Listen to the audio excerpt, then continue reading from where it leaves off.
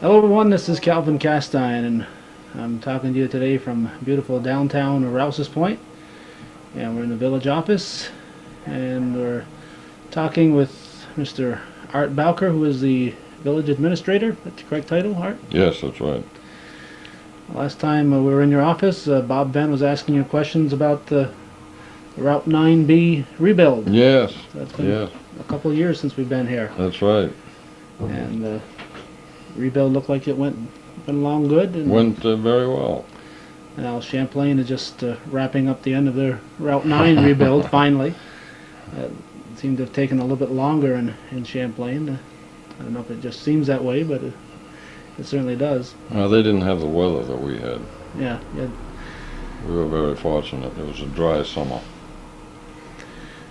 The reason we're here talking to Art this afternoon is I've been watching, if any of you out there have been watching Channel 21 Hometown Cable this week, chances are at one time or another you saw portions of a marathon Rouses Point Village Board meeting, and this was at least the second or third time, I think the third time that we saw a public hearing and another board meeting Right.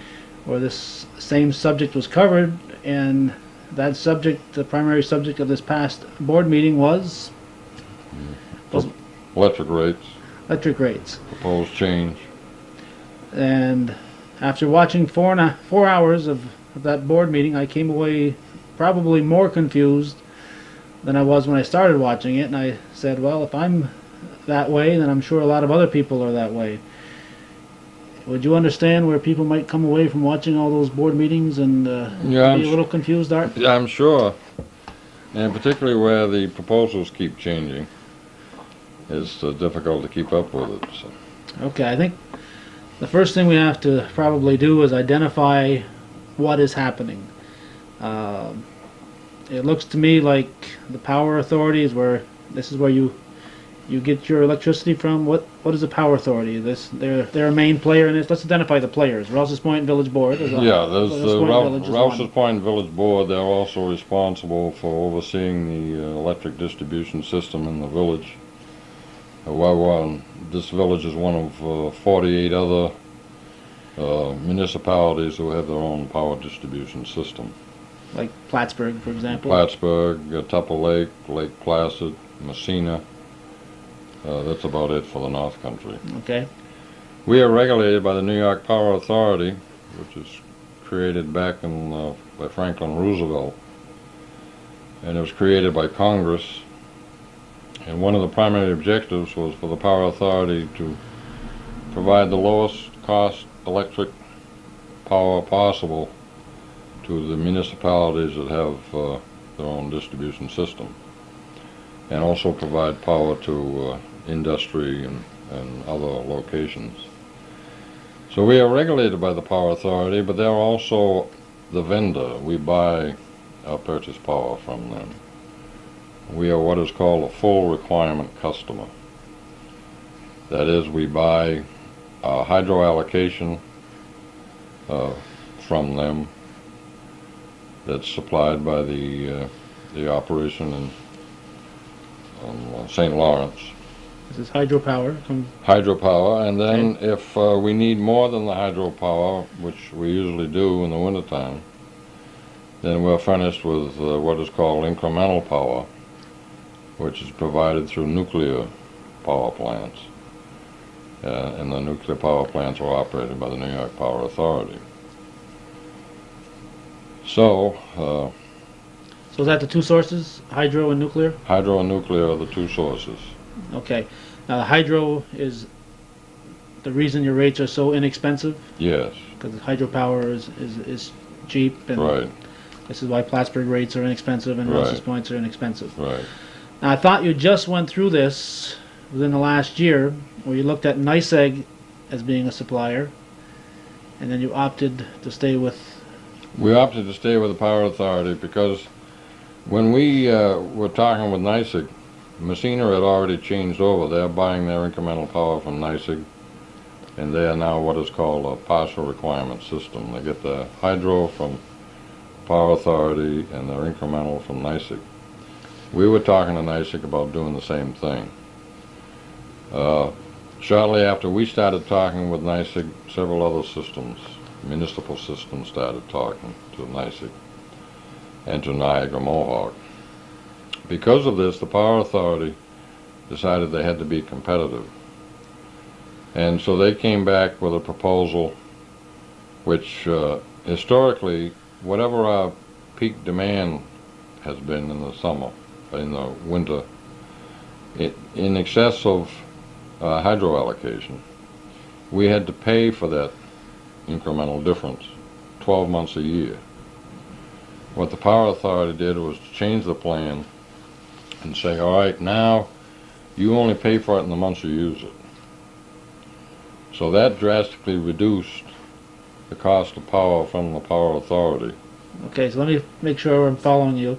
What that means is I would think peak would be in January, February area. January, February Okay. here, yes. So let's pile it on the table here. So instead of normally you might be going along with this much, then you're going to use this much. Right, So what you're saying is you got to pay for that extra year round. right, Now they've changed that. You Right. only pay it for when you use it. right. Okay. So that made a big difference and made them much more competitive. And as it turned out, we were better off to stay with the Power Authority, and that's what we did. Okay. So now we've got a big squabble over rates. Why wasn't this handled at the same time as this other problem was? Well, it's a separate issue. That problem was, where do we get the power? We recognized about a year and a half ago that our cash reserves in the electric fund were lower than they should be for a business this size. And so we knew that we had to go with what they call a cost of service study. Anytime you go for a rate increase, you have to have a cost of service study. As it is now, it's mandatory for all systems, whether they're going for a rate increase or not. So we told them a year and a half ago, we're going to go ahead with the cost of service study. They agreed. They supplied us, about a year ago, they supplied us with about 35 meters to be located on residential homes, that to get a sample of those who use around, say, 1,000 kilowatt hours a month, those who use 2,000, 3,000, so forth, to get a sampling of residential, and then we hooked some up to small commercial, and then we bought some equipment to hook up to the large commercial customers. Okay, and these meters, what, showed when they used it, as opposed to just how much they used? Yes, the meters show not only how much they used, but when they used it. And that's one of the aspects of the cost of service calculations, is to determine which groups of people, whether it's residential or small commercial or large commercial, which ones are peaking at the same time that the whole system peaks, and which ones are peaking at a different time of day. We normally, our system peaks at 7:30 in the morning, between 7:30 and 8, and between 5 o'clock and 6 o'clock at night during the winter time. So when people are getting breakfast, or just getting ready for Right. work or school, and people come home and start getting ready for Right. supper or dinner or whatever. We hired a consulting engineer, Jim Hansen, who we collected all this data. As I mentioned, we furnished the data to him. These meters have download capability where the data can be copied off into a computer. That was furnished to him, and he did the analysis. He also did the allocation of the cost, determining all of the operating expenses that we have, which of those expenses are related to residential, which ones are related to commercial, which ones are related to industrial, which ones are related to all of them, and so on. As a result, he found that the residential customers as a group, the revenue from the residential customers was only 60% of the cost of serving those customers. The commercial and industrial were more than 100% of the cost of serving them. So they were subsidizing the residential. So they were subsidizing the residential. The Power Authority is also a proponent of what they call inverted rates. And this is the trend these days, and has been installed in Tupper Lake and other communities already. It's a rate structure that is designed to not only conserve energy, to help conserve energy, I should say, and provide an incentive to the users to conserve energy. But it also recognizes that it costs more in the wintertime for power than it does in the summer.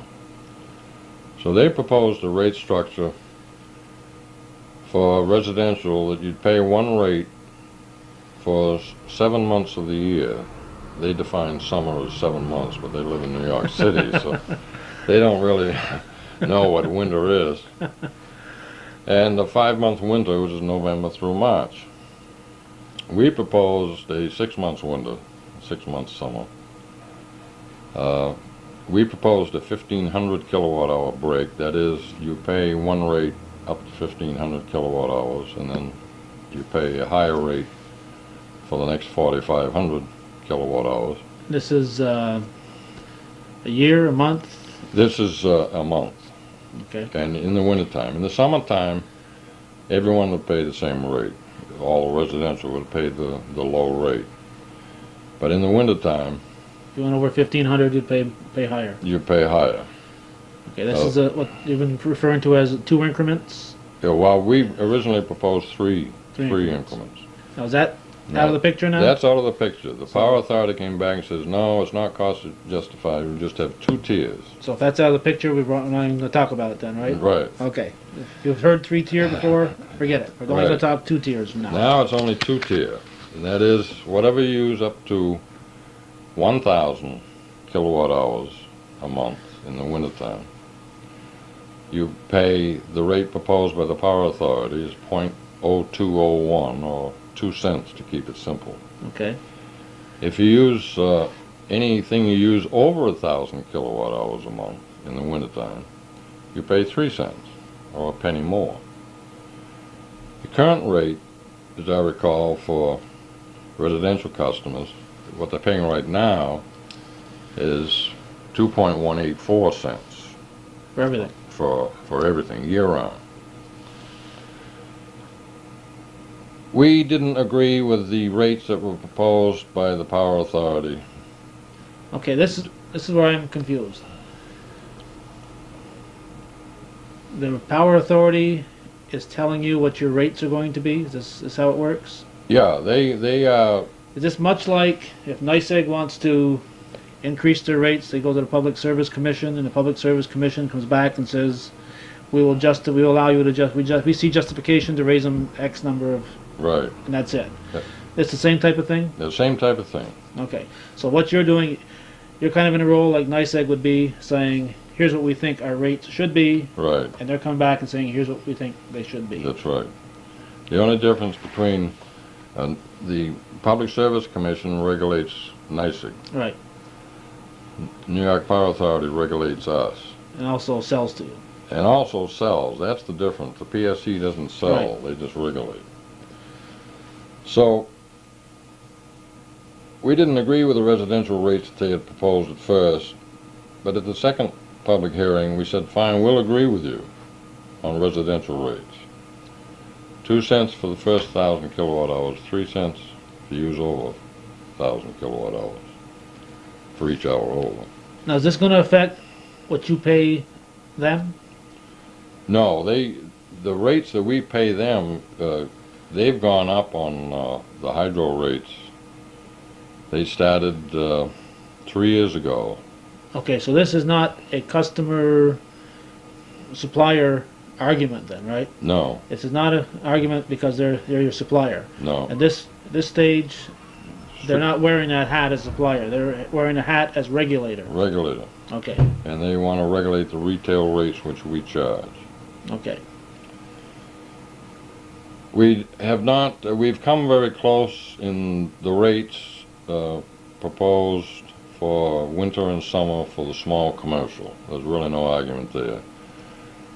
The difference is right now, and we agreed with them on residential rates. So the difference, we were discussing was the rate for the large commercial, the energy rate for the large commercial. The demand rate of $5, we agreed with them. We disagreed with them for the demand rate for industrial and the energy rate for industrial. We thought they were too high on demand and too low on energy. They were decreasing the total revenue from industrial. They were cutting it down more than we were proposing. At both proposals, the revenue was less than what it was receiving now for industrial. But they were chopping it down more than... And by doing that, let's look at it as a level thing here. So if you push down this, the other one has to go up. Right. So if you're pushing down, lowering the cost of industrial, then the residential has to go up. Right. So according to what they were proposing, industrial would go down more than what you thought it should, and then Right. that would raise the residential up Right. more. And they were proposing to go down more on large commercial than we were proposing. They were proposing to go up more on streetlights than we were proposing. They want to charge $13 per streetlight, $13.90 per month per streetlight, Now the village pays that. and the village pays that, and an energy charge. We were proposing $5 per streetlight per month, plus an energy charge. Now the main difference, the Power Authority does not think that we need an increase in total revenue. They feel that the total revenue which we are getting, based on current rates of $1,832,000, is enough. We disagreed, saying we feel we need a 4% increase in total revenue. Okay, so you're saying right now that the Rouses Point, what do you call it? Municipal lighting. What's the official name for the? Municipal light and power. Takes in $1.8 million a year, Right. and you think it should go up 4%. Right. Okay. Which equates to, that equals $75,000 per year. So we felt it should go up 4%, and the reason for that is we want to put more into cash reserves. We were proposing that we put $300,000 into cash reserves, the depreciation fund and the contingency fund, over the 3-year period. Power Authority says no, all you need is $200,000. They wanted to stretch out debt longer than we wanted to stretch out debt. We wanted the municipality, we wanted the electric fund to pay the municipality a payment in lieu of taxes of $53,000 per year, and the Power Authority wanted $20,000 per year. So with those differences, they kept claiming that the total revenue would be the same. We needed no total increase in total revenue, but that the residential rates would still go up, and commercial and industrial, would go down to follow the results of the cost of service study. At the last public hearing, we've had a total of 3 public hearings, and it's been discussed at other board meetings in between. The last public hearing, which was held Monday night, at the last minute, virtually in the public hearing, Power Authority suggested that Jim Hanson and I go outside the room and talk with them For 5 minutes. for 5 minutes, which turned out to be a lot longer than 5 minutes. And they decided to give a little. Instead of charging $6 demand rate for industrial, they lowered it to $4.75, as I recall. And they were proposing a higher energy rate than they had proposed before. And then they decided they would propose a lower winter rate for residential, even though we both had reached agreement for a little over a month on residential rates. They said instead of 3 cents, it'll be 2.79 cents, or 21/100ths of a cent less than 3 cents. It came back into the room. I told them, both Jim and I told them that we didn't agree with that. They came back into the room. They made that proposal to the board. We made it, Jim and I made it known that we didn't feel comfortable with that. We preferred to stay with that proposal. The board decided they needed more time. They didn't vote. Now the vote is scheduled for November 15th. What is the Rouses Point Village Board voting on? I thought the final okay had to come from the Power Authority. It does, and that's where, if we don't come to an agreement with the Power Authority staff, then both proposals, the village and the Power Authority's proposal, will have to be presented to the Power Authority's Board of Trustees the last Thursday of January. They will make the decision. They may agree with us, or they may not. So the final say will come from the New York Power Board of Trustees. So what the Rouses Point Village Board is doing that is either deciding, yes, we'll take yours, or we'll take our chances and That's right. wait. Right. Because if they decide to take what the Power Authority is offering, then that's the way it is. If they don't take it, then they have a chance later on. So it becomes a matter of how much they believe what your office is proposing is correct, I guess. That's right.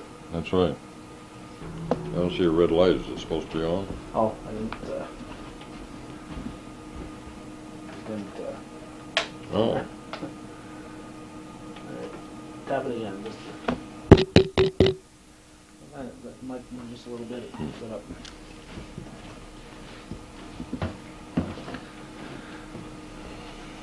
Well, Art, we outlasted one battery, and I hope we don't outlast another one. Because if we do, we're going to confuse people more than we're going to clarify things. We had to switch batteries, and now we're back. Appears to me, Art, like it comes down to the board having probably three choices. One is to say, as we said earlier, that we agree with the figures our people came up with, and we want it to go to that final hierarchy in the Power Authority. Right. Or we can say, yes, we think the Power Authority rates are acceptable, and we'll accept those. Or the third thing is to vote to stay where you are, but then you'd still have to go to the Power Authority in the end. You still have to go to the Power Authority. So if they voted not to raise the rates, the Power Authority would still have the final say in all That's this. right. Now, And I'm sure that they won't allow us to stay the way we are because it's the trend for all municipalities is going to inverted rate. So they will insist upon a change in the rate tariff, even if they just use their own proposal. okay, is it consultants and lawyers and that type of thing? Is it going to cost the village money if the village board decided, well, let's take it to the limit and go to that end of January meeting? I mean, you're still coming up with costs? Yes, there'll still be costs involved because we'll have to hire the lawyer who represented us during the negotiations with NYSEG. So that's part of the mix of why they're... Right. Because otherwise it'd just be easy to say, well, let's take our chances in January. But Yeah. because you would incur more costs and probably still end up with the same decision, that's part of what... That's right. That's right. I don't think it's any secret, probably about it, the largest industrial user has to be Wyeth Harris. That's right. And we've got natural gas coming in. What would happen if suddenly they decided that more of their power would come from natural gas rather than from your electric company? If they were to use natural gas for, say, air conditioning and chillers, for example, that would drastically reduce their kilowatt demand and kilowatt hours. And as a result, that would shift a very heavy expense over to the remaining users. because it costs so much to operate this system to That's begin right. with, That's right. and the burden of that would fall on the residents and the commercial users and all Right. the other industrial. So the people in the village almost have to be rooting that Wyatt Harris would decide to stay with Village Power, I would think. That sound reasonable? Yes, yes, that's right. And most people don't realize it, but the village of Rouses Point, in terms of power used each year, we are the sixth in the top six largest users of power of all municipalities in the state. We use, they furnished us over 90 million kilowatt hours this last year. Plattsburgh is larger, and Messina is larger, and I've forgotten the others, but we're in the top six. That's in that Power Authority. In the Municipal Electric Utilities Association. You're not talking Syracuse. Oh, no. In areas like that, you're talking the ones that have the municipal power. Yeah, those who have their own power distribution. Right. Okay. Anything else that I haven't thought to ask that you think? No, I think one thing the residents should realize, for example, is that the residential rate for summertime use is actually less than what they're paying right now. So the summer bills would be less than what they have been this last summer, for example, assuming they use the same amount of power. The winter bills would be higher than the summer bills, but the rates themselves will actually be less than what they paid several years ago. They were paying between 3 and 4 cents back in 83, 84, 85. Of course, it's hard to remember that far back. And So the rates in the recent past have been lower than they were 10 years ago, is what you're saying? yes, that's right. That's right. Okay. And of course, this all started mainly because you feel with a $2 million operation, right now you have zero cash reserve. Did I catch? Zero cash reserve, that's which right. is, I'm sure, unheard of. There aren't too many businesses that deal with $2 million cash flow in a year's time that have no cash reserve. No, that's right.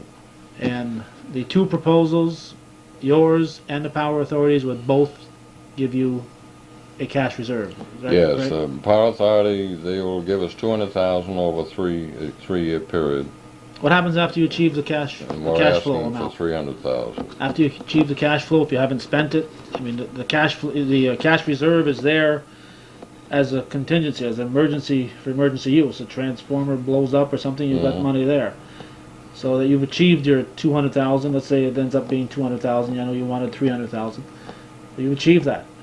Now would the rates go down a little bit? No, I don't expect that they would, not in the near term, because for example, if a line truck were to wear out and we had to replace it, we would take the money out of the cash reserves. We wouldn't borrow. But then the money coming in would then be used to replenish the cash reserves. So any major expenditure, if we had a bad ice storm, as we had not too long ago, a heavy windstorm, I should say, and rain, when the tree snapped at Chapman Street and Delaware Street. If that were to happen this winter and we had a number of trees come down, then if we had the cash reserve at the time, the money would be taken out of the cash reserve and then it would be replenished. Otherwise, you have to borrow and pay Otherwise, interest. we have to borrow. And we did a survey in the village, and we found that there are 178 mature trees that are overhanging the village power line. Now that is, there's quite a risk there, quite a potential. And a lot of these trees, unfortunately, the maple trees have, a lot of them are dying, and it's a real risk. The risk is increasing, huh? That's right.